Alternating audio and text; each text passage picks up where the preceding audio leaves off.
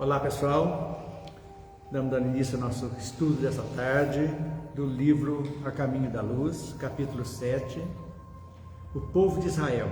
Estudaremos hoje o judaísmo, o cristianismo e o monoteísmo, é o nosso objetivo.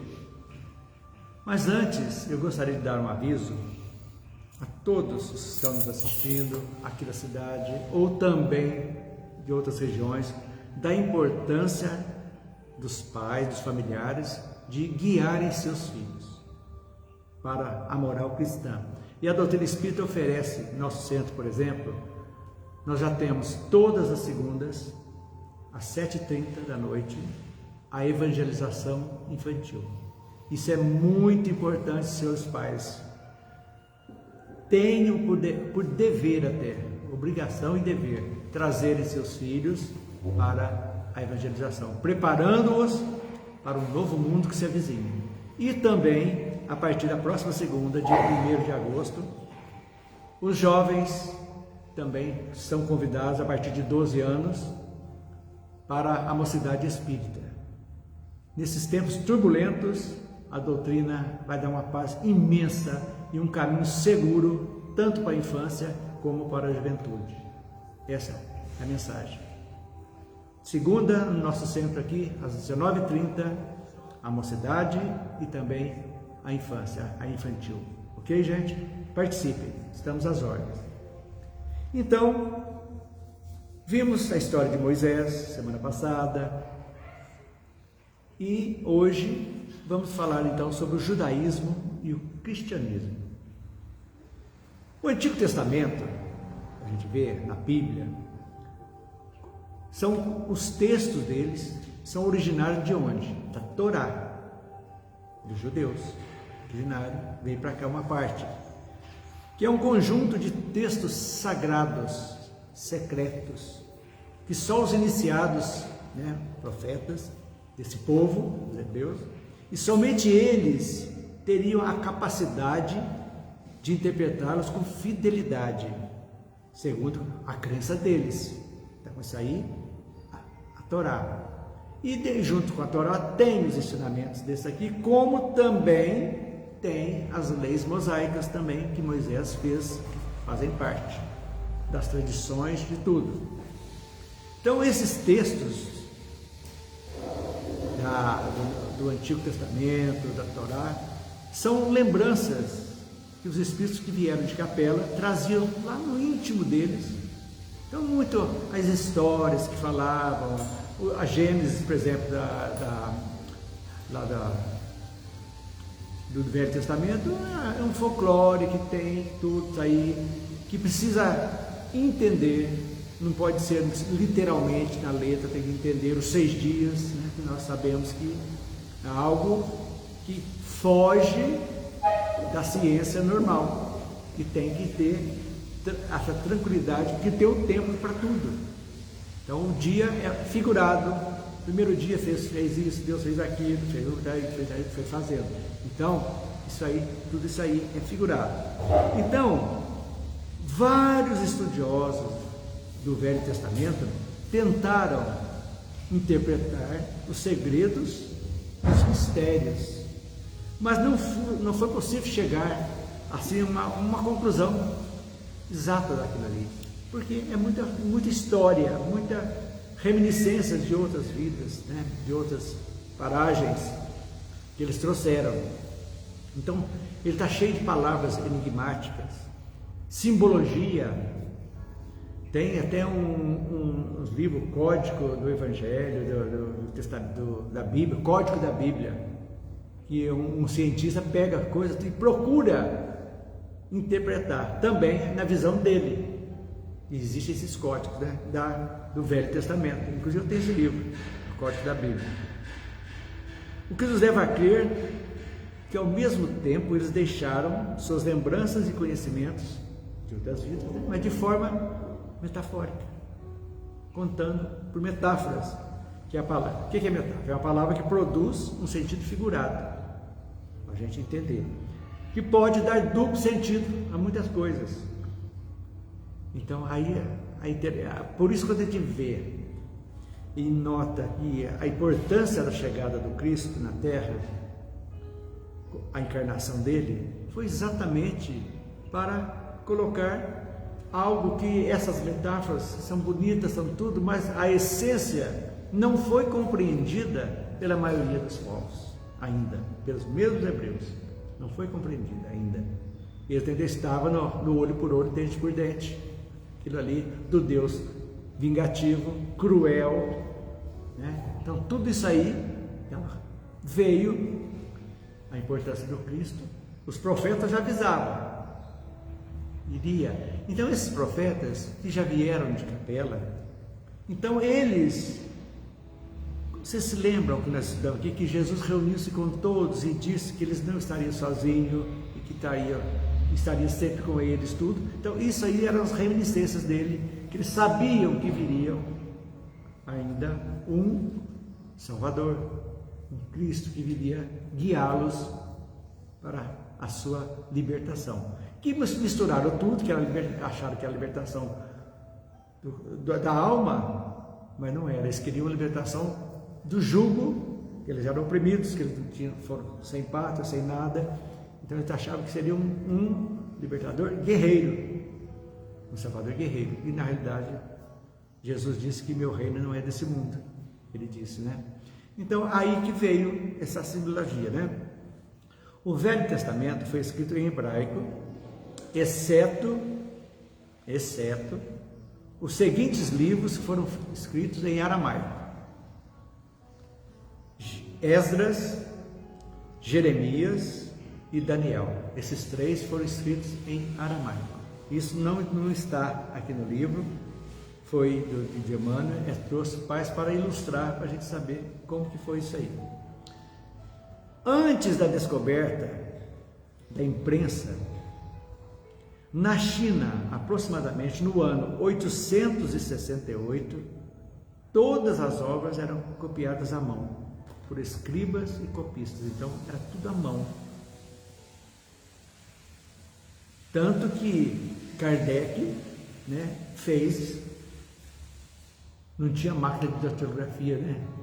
Foi tudo escrito, isso aí, a imprensa, então eram os copistas. Quem assistiu O Nome da Rosa, o filme? Vocês lembram dos frades que estavam lá, faziam as cópias da Bíblia, de tudo, que tinha até a tinta envenenada que matava? Então aquela cena dos copistas é isso que existia antigamente, nos papiros e tudo aquilo ali, que tinham a obrigação de copiar. E aí, como diz a história, quem conta um ponto aumenta um ponto, talvez tira, põe e esquece, vai até num ponto, começa outro, ou trouxeram muitas das coisas também que podem ter dado essas dúvidas, que ficaram essas lacunas na Bíblia também, por causa disso. Então, isso é um fato também. Então, o Velho Testamento foi manuscrito por vários séculos, o que deu margem, como disse há pouco, para vários erros, como omissão de letras e palavras, substituição de locuções, separação das palavras, porque no hebraico não tem separação de palavras, não existe, é inteiro. E tudo isso alterou muito a ideia original também da Bíblia, para a gente saber por que tem essas diferenças. E às vezes incompreensíveis. Você vê um negócio, na mesma hora que fala uma coisa, conta uma história de um livro, no outro entra em contradição, né? Da carne, do porco, aquilo ali, então essas coisas.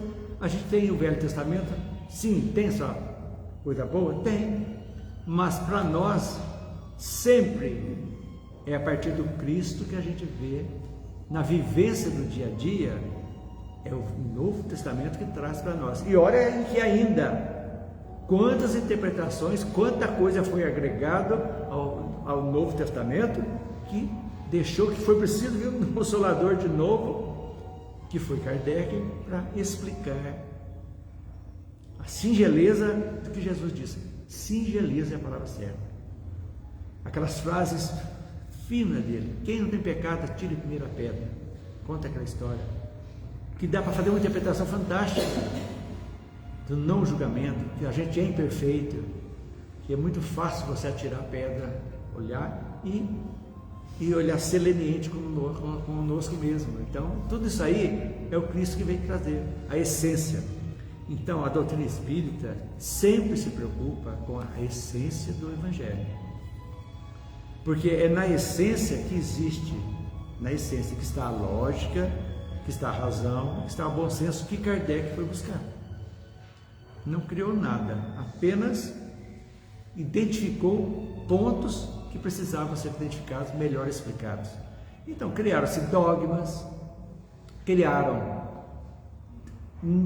denominaram Jesus como Deus, sendo uma pessoa só, Deus, Pai, Espírito Santo, uma coisa que foge da lógica, que não tem como se Deus fosse um Deus somente da Terra, que não existisse universo, que não existisse outros mundos.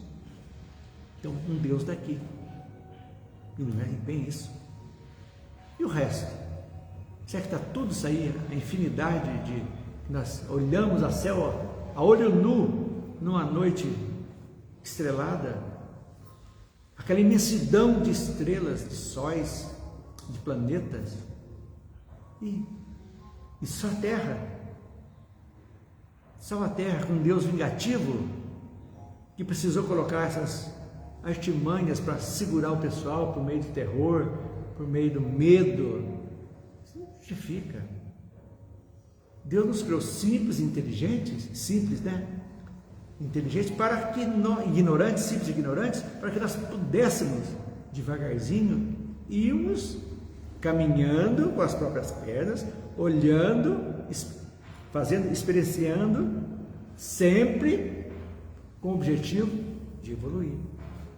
De cada dia matar a pessoa velha e nascer a nova. Todos os dias nós fazemos isso, quando a gente entende o que Jesus queria, a salvação que Ele quis nos dar.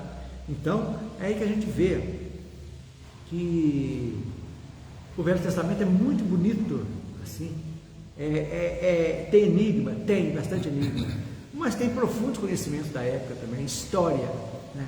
Uma história muito bonita que tem, né? Que para conhecimento é muito interessante a gente ver, mas que a base do cristianismo mesmo foi Jesus. É essa base que nós temos que nos apegar. É Ele que veio nos dar caminho, verdade e vida, como diz Emmanuel no seu livro. Caminho, verdade e vida, para a gente entender. Uns exemplos, para vocês terem noção. O Salmo de Davi é o maior livro de toda a Bíblia. Maior livro. Tem 150 cânticos e poemas. Praticamente é o coração do Antigo Testamento, os Salmos. E é tão importante que os Salmos são citados no judaísmo, no cristianismo e também no islamismo. Olha para vocês verem que as ramificações que nós futuramente vamos assistir, vamos estudar o islamismo também. Então, está lá. Eles foram escritos, como disse há pouco, em hebraico, todos os salmos. E depois foram traduzidos para o grego e para o latim. Agora, não sabemos o que chegou para nós, se foi do hebraico, as traduções, ou se vieram do grego, ou se vieram do latim. Que também, a tradução foram feitas por copistas também, e foram feitos. Então, existe muito aí, algumas diferenças, né?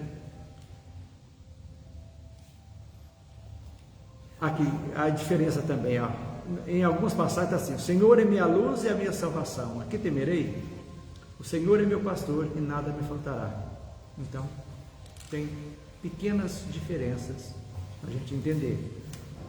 E essa aí é uma das coisas mais lindas do mundo, né? Salmo 23, o Senhor é meu pastor e nada me faltará. Então, o Velho Testamento atravessou milênios, trazendo em suas páginas o quê? A história da saga do povo hebreu, porque na realidade é a história dos hebreus. Conta a história, o Êxodo, quando eles são. Então, é a história do povo hebreu. A epopeia, podemos dizer assim, daquele povo, um povo sofrido, né? Sofrido, orgulhoso, mas sofrido.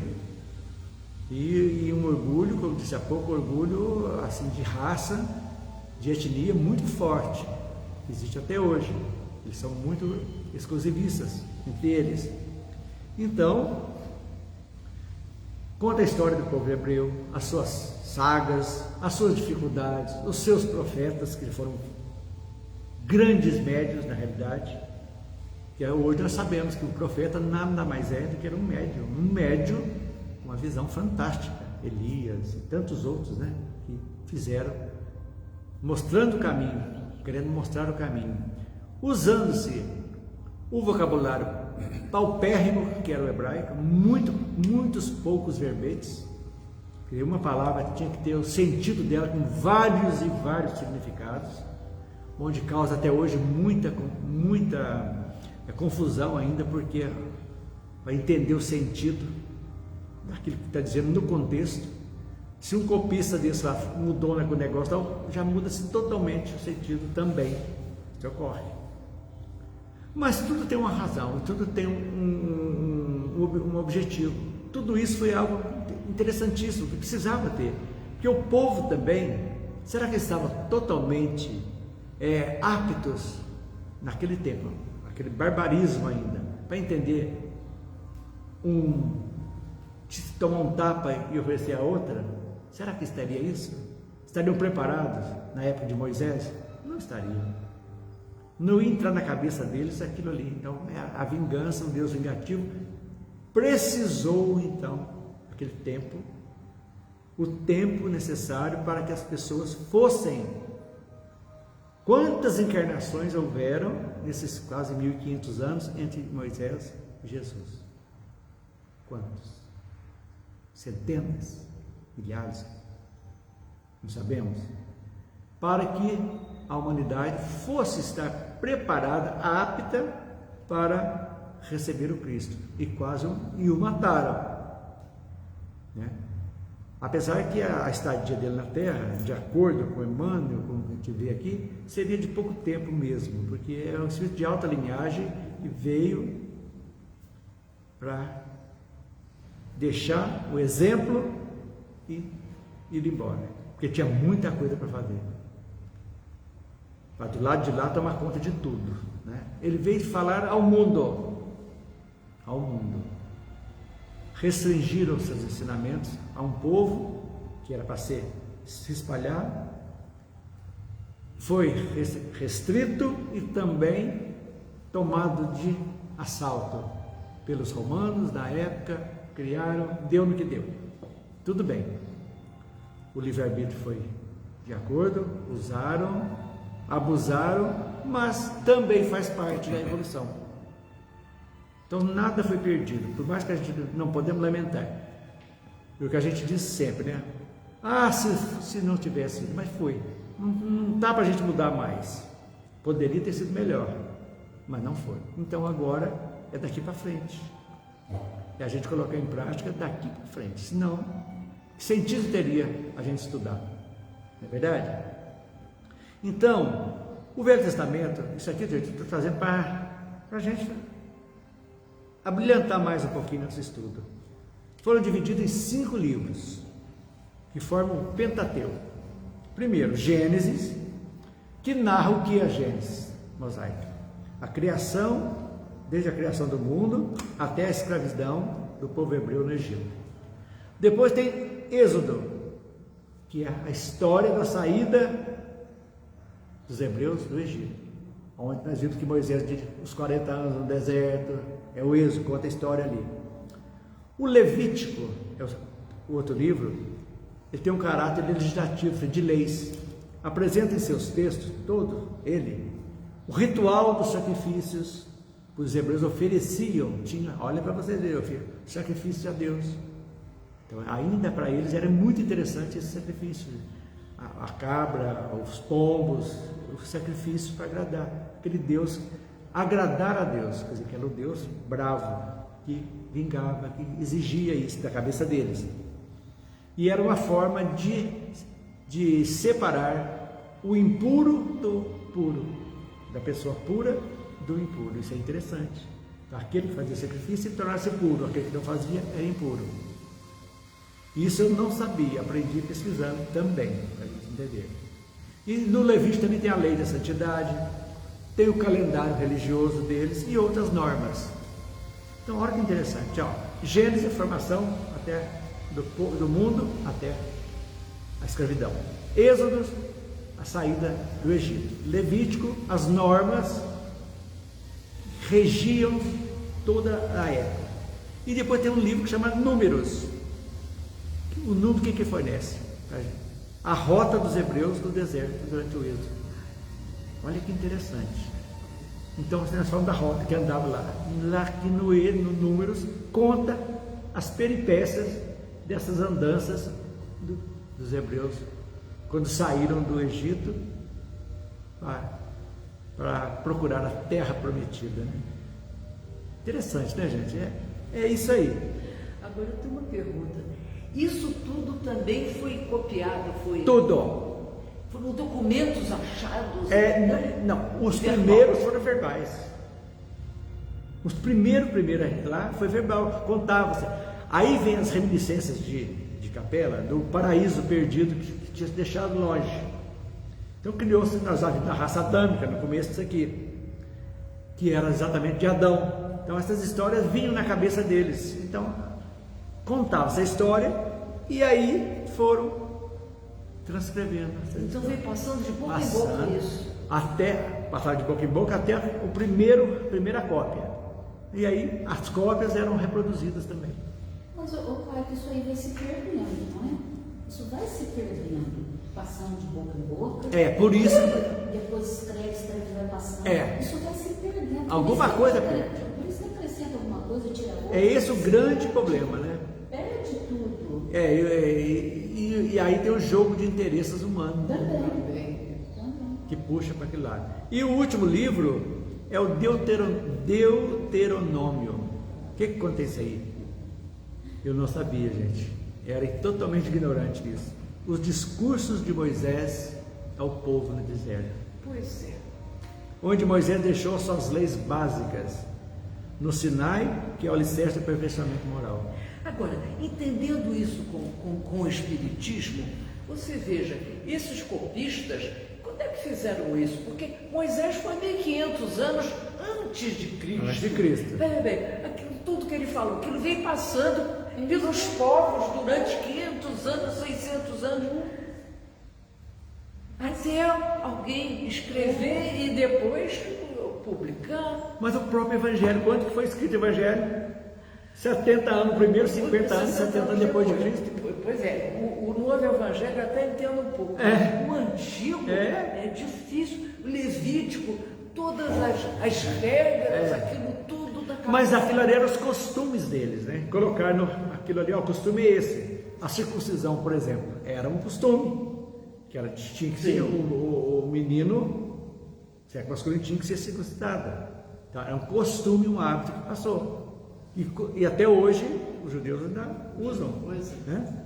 Então são costumes que tornaram-se leis, mas aí é uma lei mosaica e não uma lei de Deus.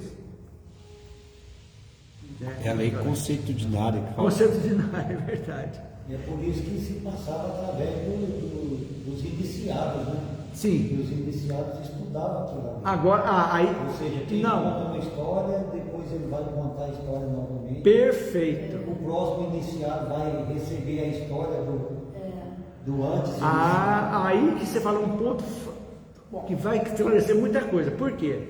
Eram os sábios, né, os melhores dos melhores, que tinham esse conhecimento, que talvez já tivessem começado a escrever, que passava para a população essas histórias, que contava nas sinagogas antigamente, contando aquilo ali. Então eles tinham conhecimento, né, deles, e aí é verdade, que passava, e esses copistas eram esses sábios que faziam. Agora, quem garante que outros não fizeram isso além disso aí? E não podemos esquecer da Biblioteca de Alexandria, que foi uma tragédia ser destruída, né? Mas quanta coisa fenomenal já tinha lá. Tinha. Inclusive do Velho Testamento. Inclusive peças de argila escritos em argila, em tudo lá, coleções mesmo fantásticas, de papiros, coisas antigas, em argila, a biblioteca diz que foi a coisa mais fantástica desse mundo. Foi perdida por quê? Guerra, né? A lógica que tem isso aí, a gente vê na filosofia, né? Que Sócrates, Platão, né? Platão escreveu os diálogos de Sócrates, isso é 400 anos antes de Cristo. Né? Isso. Então Moisés é 1500, entre 1500 e 1500 antes de Cristo. É muito tempo antes. Se Sócrates já não escreveu nada, Platão que escrevia sobre Sócrates, e Sócrates tem os diálogos, que é uma publicação de Platão sobre Sócrates. Exatamente. Os diálogos de Sócrates, Platão narra o que Sócrates conversava com os discípulos dele. E para ser discípulo de Platão, passava por uma certa triagem, né? Vamos dizer assim. Esse serve para ser discípulo, porque a inteligência dele está além de tal necessidade, né? Está acima de tal necessidade. Exatamente.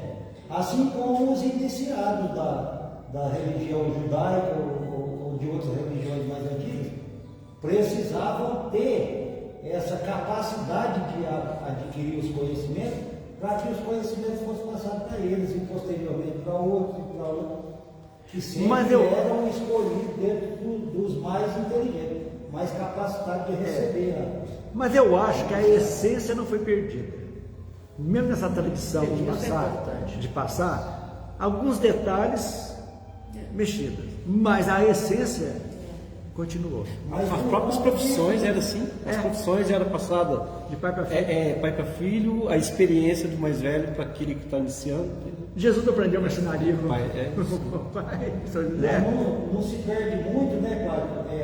Por conta disso, porque são escolhidos. Sim, lógico. Qualquer um fala, não, eu quero ser iniciado, ou eu quero ser espírita e vem aqui e vai estudando cada um com a sua capacidade. Naquela situação, não. Eram escolhidos somente os que eram capacitados. Sim. Eles eram 90% era analfabeto. Falando de 300 anos antes. Não, quem escrevia só a elite mesmo, só os sacerdotes, aquele pessoal, é o que você disse. Tem os que guiam e os que são guiados, né? Até hoje, né? Estão aí. É assim como no caso do Sócrates, né? Para conversar com o Sócrates tinha que ser indicado, aquele fulano lá tem um nível de intelectualidade, ele é analfabeto, não sabe escrever, não sabe. Mas tem sabedoria, mas né? a intelectualidade dele lá na tribo onde ele vive, lá no local onde ele vive, ele é filho do ferreiro, mas ele vale por 10 inteligências do pai dele. Então, esse era escolhido para ir conversar com o Sócrates. É verdade. Não era qualquer um que podia ir lá conversar com ele. Bem, gente, então isso foi o Velho Testamento, que nós aprendemos dos livros, né? Que conta a história pra gente. E o Novo Testamento?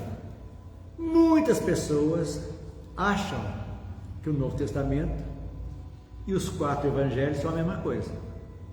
São? Não são. Novo Testamento que é composto dos 4 evangelhos, Mateus, Marcos, Lucas e João. As epístolas de Paulo e o Apocalipse de João. Sabe quantos livros dão? 27 livros no Novo Testamento. Então, Novo Testamento e 4 evangelhos não são a mesma coisa. Muita gente acha, mas não são. O de João é um espetáculo. É maravilhoso, né? Então, o primeiro evangelho foi escrito por Mateus, que era publicano, coletor de impostos, sabia ler e escrever, que era uma raridade, né? Judas também sabia ler e escrever, pois ele era de família de fariseus, nata. Mas tem o evangelho dele, de Judas, vocês sabiam? É apócrifo. Foi considerado apócrifo, ou seja, ambíguo, controverso, ou seja, não aceito pela igreja. Eu não li ainda o evangelho de Judas, gostaria de Eu acho que foi conhecer. vetado por ter sido um vilão da história. Os evangelhos aceitos pela igreja são chamados de sinóticos ou canônicos. Os 4 evangelhos são as transcrições mais numerosas e existem 3.791 manuscritos do Novo Testamento, merecedores da maior confiabilidade. Manuscritos. Que nós conhecemos, imagina, fora da Igreja Católica, mas o que tem guardado no Vaticano, escondido, são quilômetros de prateleiras de coisas que nós não conhecemos. Agora, uma coisa interessante, o Novo Testamento começou a ser escrito 41 anos depois de Cristo, ou seja, 8 anos após a crucificação. O Novo Testamento. No Novo Testamento, então, como eu disse há pouco, tem as epístolas de Paulo, que é o conjunto de cartas, que Paulo apóstolo, escritas para as comunidades, muito bonitas, maravilhosas. Romanos, Coríntios, Gálatas, Efésios, Filipenses, Colossenses, Tessalonicenses, Timóteo, Tito, Filemão e Hebreus. Por onde ele ia passando, ele ia deixando o escrito. Ah, se ele tivesse a internet hoje. Pois é. Não sei quem falou que os evangelhos de Paulo, escritos de próprio punho, eram poucos, porque ele ditava, né? Paulo, ditava. Ele era mais ditado e de próprio punho foram poucos evangelhos. Eu não sei quando é isso. Daniel falou. Foi Daniel? É isso? Ele falava. Por quê? Era um médium, né, gente?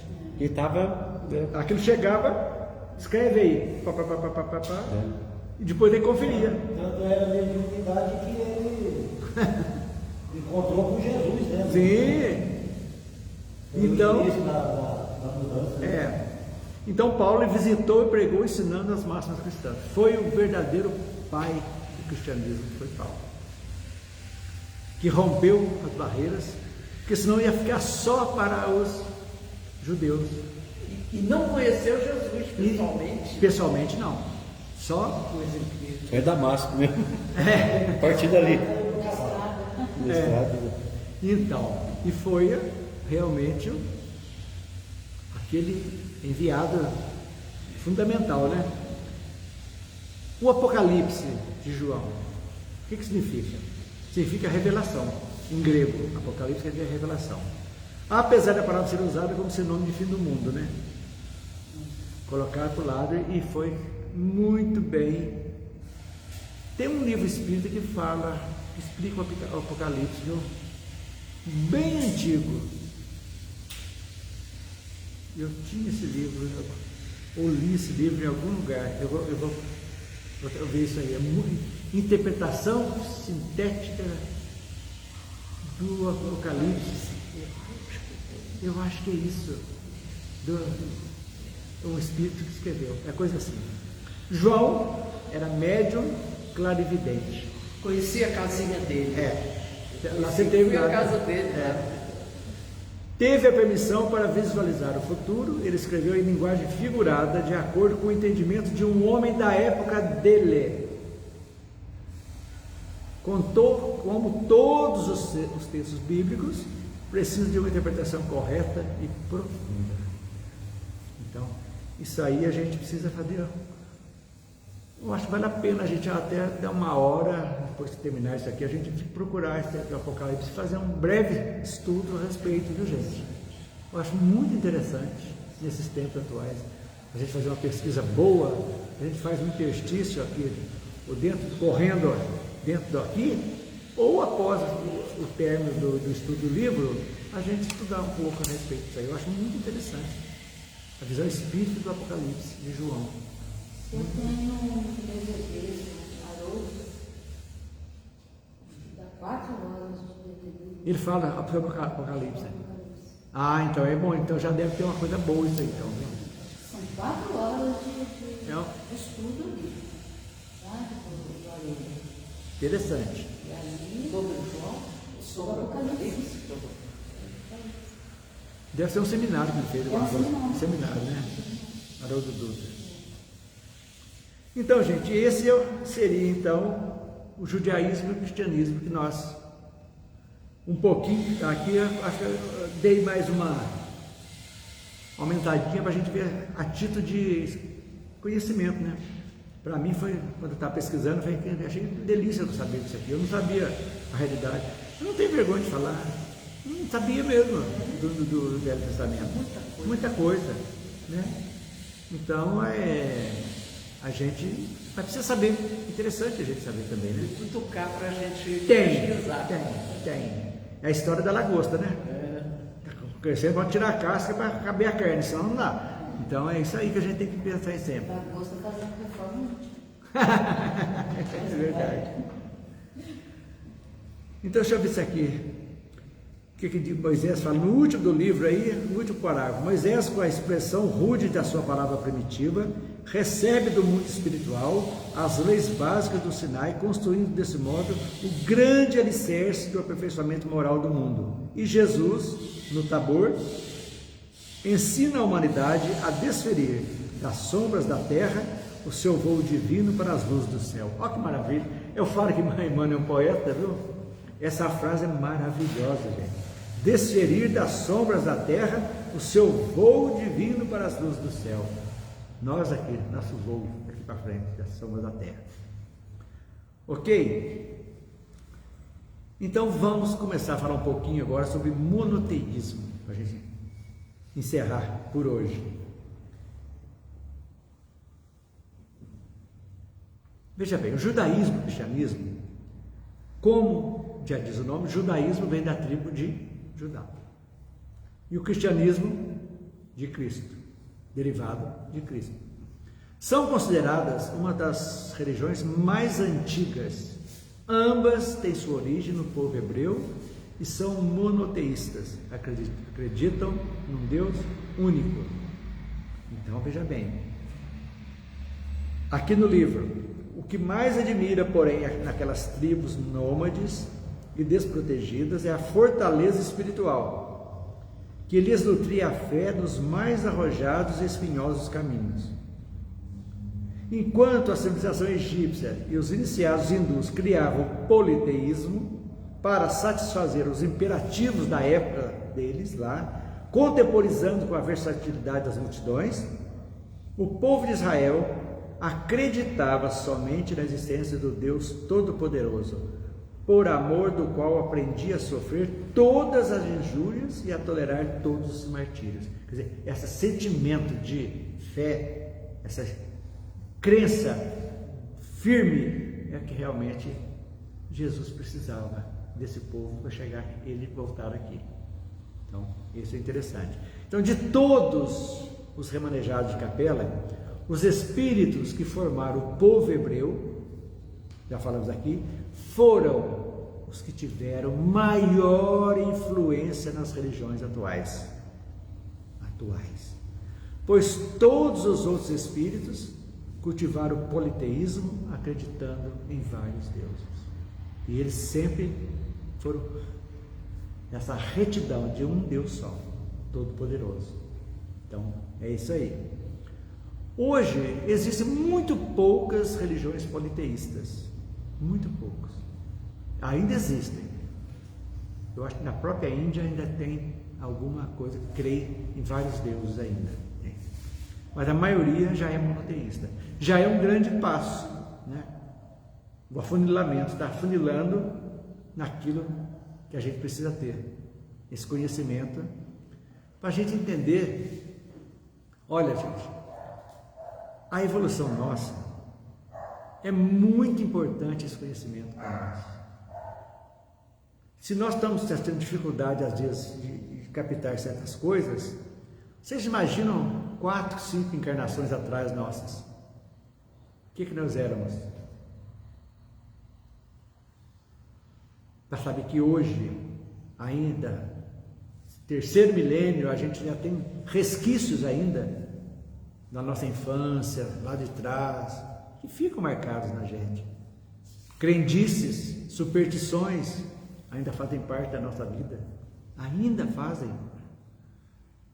Então, para a gente entender que devagarzinho as coisas demandam um tempo para as coisas acontecerem. O fruto para amadurecer é devagar. Ele vai devagarzinho crescendo, até que chega no ponto de maturação. Aí, tudo demanda um tempo, né?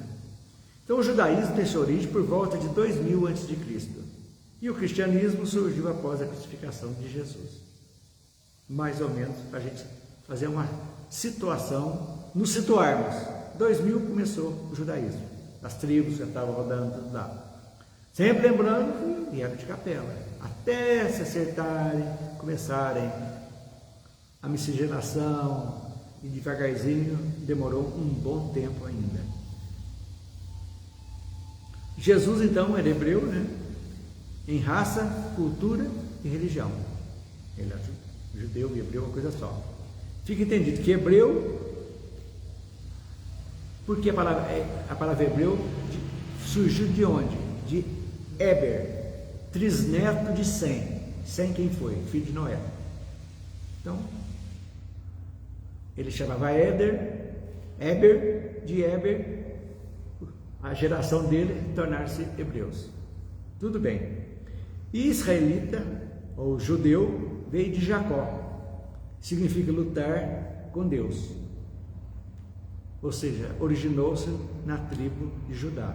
Então, todos esses termos têm o mesmo objetivo. Tanto hebreus como judeus, é só uma questão de semântica. Uns é mais antigos, lá de Sem, de Noé, e outros um pouco mais novos, de Jacó, que veio unir, referir-se ao povo escolhido por Deus, em épocas diferentes. Começaram como hebreus, depois de Jacó, nas tribos, passaram a se denominar judeus. Entenderam isso aí? Que a gente fala hebreu, judeu, que é uma coisa que é outra, né? Então, hebreu derivado de Éber, trisneto de Sem. Quem que era Sem? Sem era filho de Noé, Noé da Arca. E judeu veio de Jacó, que é uma das tribos, já entendemos. Então, cristianismo e judaísmo acreditam no Deus único, Criador do universo, do homem à sua imagem e semelhança, os dois. Só que os judeus ainda esperam até hoje a vinda do Messias, que o Velho Testamento dá redenção para eles. Então eles procuram o Messias libertador, que vai levá-los à salvação de tudo. E esse Messias eles não aceitam ainda, os ortodoxos pelo menos não aceitam que Jesus seja esse Messias. E já para os cristãos, o Messias é Jesus, né? Os judeus seguem a Torá, que é os livros do Velho Testamento, e mais os livros de Moisés, Torá. E os cristãos, a Bíblia, Velho e Novo Testamento. Isso aí, mas o Deus único. Agora, esse livro aqui foi em 1938. Então, em 1938, Israel não tinha ainda uma terra dele. Então, fala-se aqui que Israel, apesar de não terem pátria, de terem sido escravizados pelos egípcios, os hebreus mantinham-se unidos e guardavam a esperança de que Deus, no momento certo, os libertaria e os encaminharia para a terra prometida. Então, sempre à procura dessa terra prometida. Por que os egípcios criaram e os indianos o politeísmo? Exatamente, para facilitar a compreensão religiosa dos povos primitivos que já tinham alguma ideia das forças da natureza. O Deus do trovão, o Deus da chuva, o Deus do raio, o Deus da seca, o Deus da guerra. Isso aí já estava no primitivismo do povo daqui, dos terrícolas, na acepção da palavra, sem ainda a miscigenação dos povos que vieram de outros mundos, né? Então, essa compreensão criaram. Os hebreus acreditavam em Deus, porque já vieram com essa reminiscência de Capela também para isso. Então, Eu disse que nada acontece sem planejamento no mundo espiritual, e é pura verdade. Nada, tudo é planejado lá para você mudar, para a gente fazer uma mudança nossa, gente, de uma cidade para outra, o transtorno que é. Você achar um lugar, uma casa que você vai morar, um apartamento, você tem que achar alguém para pintar lá da casa, para pintar para você lá, para acertar lá um pedreiro, alguma coisa. Você tem que achar uma mudança. Você tem que achar alguém para desmontar aqui, alguém para montar lá. Vocês imaginam milhões de espíritos sendo transportados para outro mundo, outras energias, com tudo o trabalho que deu isso aí. O perispírito deles na época era um tipo mais sutil, como é o nosso agora, dos primitivos daqui da Terra, que eram bem grosseiros ainda, bem animalizados. O trabalho que deu, é isso que a gente tem que ver. E o tempo da Terra é necessário. Por mais que a gente ache, não, nós estamos perdendo muito tempo, mas foi necessário. Os 1000 anos de atraso, infelizmente foi necessário. Foram precisas guerras terríveis, esses 1000 anos, as cruzadas que levam a estudar, a guerra dos 100 anos, guerra dos 30 anos, sempre guerreando, até no século XX, 2 guerras terríveis, Primeira e Segunda Guerra. Acabou a Segunda Guerra, começou a Guerra da Coreia, foi outra tragédia, e para chegar num ponto que precisou ter arma atômica para o povo ficar com medo, porque agora se eu destruir aqui, eu vou ser destruído também. Então, de certo ponto, criou-se um freio para que não ocorra o pior, né? Para a gente entender. Então, os 40 anos de Moisés foi exatamente para consolidar a fé.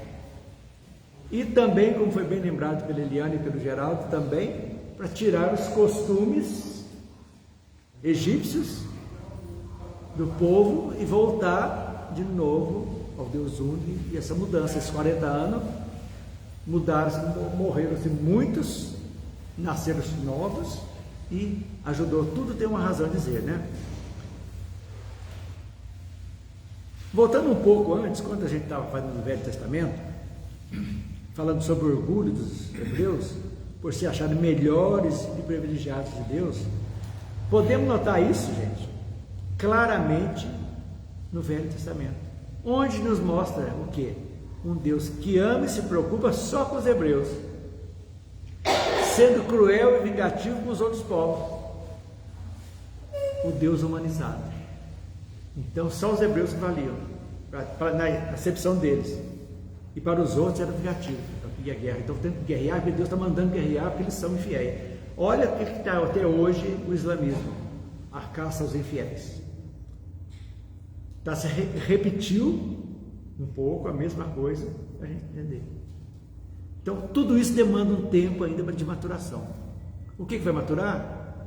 São os 40 anos do deserto que nós estamos passando, sobre outra hipótese, para as gerações se modificando, indo às gerações antigas que estão apegadas a essas coisas ruins, e vindo uma nova geração com as ideias mais claras no islamismo, no catolicismo, no protestantismo, no budismo. E é isso que vai ocorrendo devagarzinho, essa conversão devagarzinho das pessoas convergindo no mesmo objetivo, que é a evolução da Terra, no mundo maior, no mundo melhor, quer dizer, no mundo de regeneração, onde as religiões vão se encontrar numa boa, com os mesmos propósitos, fraternidade, entendendo um Deus bom e justo, entendendo que não existe céu, não existe inferno, entendendo que todos têm a oportunidade de se falharam, de se reencarnarem,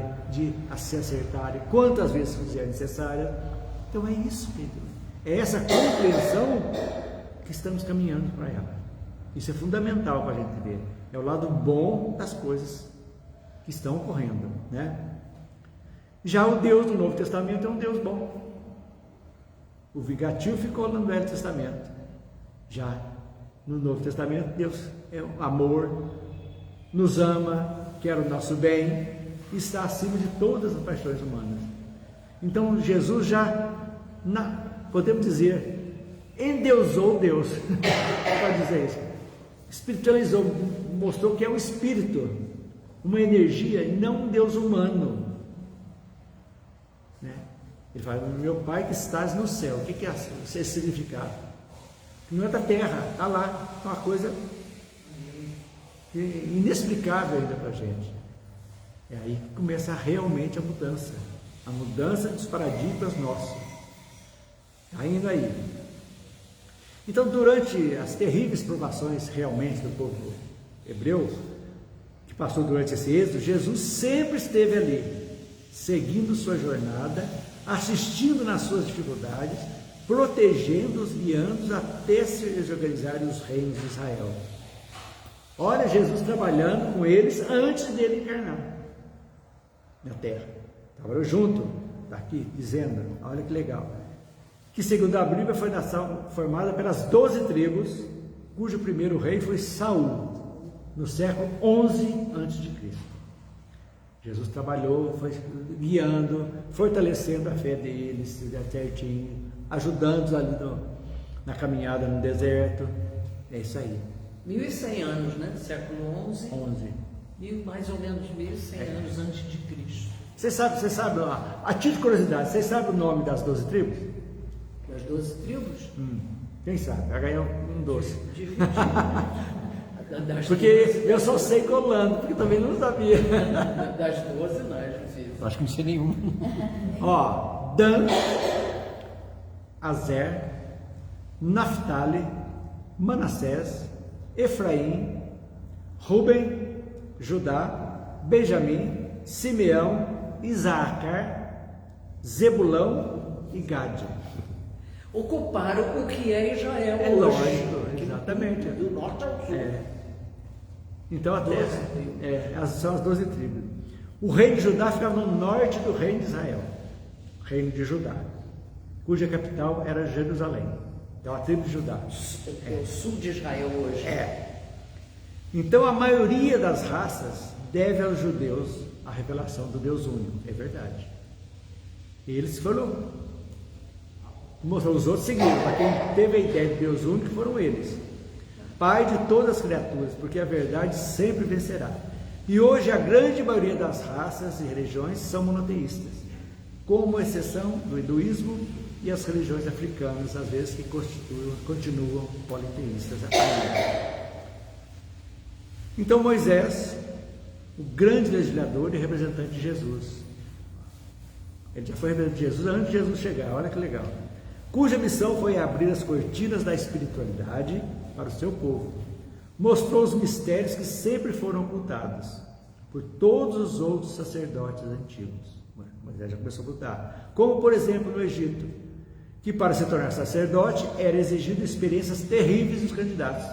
De um processo que nós já vimos aqui, para se tornar um sacerdote egípcio, se não desse, era até morria, dentro daquele processo de aprendizado. Tinha as várias etapas que iam ser cumpridas até a ter acesso a todos os segredos. Então isso. E Moisés veio e escancarou. É isso aí. Tem os profetas que já chegavam, ajudavam, tinha as leis deles que ele colocou. Agora eram leis duras, mas necessárias. Quando falam-se, eles falam assim, Moisés proibiu de comunicar com os mortos. Então, a primeira coisa que eles têm que existe a comunicação com os mortos. Se proibiu, porque existe. Né? Mas o que ele proibiu? Que estava virando para jogar, para fazer alguma coisa, ia lá, as consulentes pagavam, estava virando um mercado. Ele proibiu, foi esse mercado. Porque ele mesmo comunicava, ele era médico, ele como recebeu as tábuas da lei, e outros profetas que eram médios também. Né? Então isso aí é uma coisa natural da vida. Então, o que Moisés fez? Ele conseguiu filtrar um pouco tudo aquilo de acordo com o que o povo podia, em capacidade de compreensão, Então, por isso, gente, agora vamos devagar um pouquinho. Por isso que a doutrina espírita foi feita de uma forma que não fosse disseminada para muitas pessoas de imediato, para que não houvesse o perigo que houve com o cristianismo. Jesus não criou religião nenhuma, e criaram e fecharam para os outros. Então é a doutrina dos Espíritos que demanda estudo, demanda compreensão e, sobretudo, vivência. Elimina os dogmas, as superstições, as crendices, mostra a realidade, mostra que nós somos perfectíveis, ou seja, podemos melhorar sim. Por pior que seja a pessoa, ele tem a capacidade de melhora sim, isso é natural, de nós. Se não, o que adiantar então? Aquele ruim vai para o inferno e não tem que fazer mais nada? Está condenado eternamente? Então isso aí não dá. Então, por isso, dessa importância da nossa doutrina espírita, que veio clarear a nossa vida, mostrar objetivos e, sobretudo, nos tornarmos confiantes, esperançosos e confiantes, porque sabemos que nós sempre colheremos o que plantamos. Feito isso, cabe a cada escolha, a cada um de nós. É isso que é importante. Ok, gente? Esse é o nosso estudo de hoje. Vamos encerrar na próxima semana. Por que a escolha de Israel? Por que a incompreensão do judaísmo? E no porvir, para a gente entender a respeito. E encerramos, e logo na segunda semana de agosto, nós já vamos começar a estudar a China milenária, muito interessante. Então estamos encerrando agora o nosso estudo dessa tarde, e a nossa Eliana vai fazer a prece para nós de encerramento. Vocês em casa sintam-se recebendo o passe e tendo as suas águas fluidificadas, que assim seja. Pode falar, Eliana. Vamos relaxando e vamos, primeiro, um grande agradecimento a todos aqui presentes, à espiritualidade aqui presente, ao nosso instrutor Clayton, que pesquisa e traz para nós todas essas possibilidades de um futuro conhecimento mais aprofundado. Vamos sempre fazer uma prece, além de prece para nós individuais, preces para nossas famílias, prece para o nosso Brasil, preces para o nosso planeta, que passa por momentos difíceis.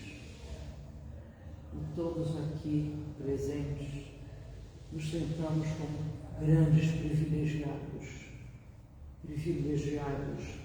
por podermos estar aqui agora, nesse momento, com saúde, engrandecendo nossa alma e aumentando nossos conhecimentos. A todos, que a espiritualidade sempre zere por todos nós, que assim seja. Que assim seja. Obrigado. Boa tarde a todos.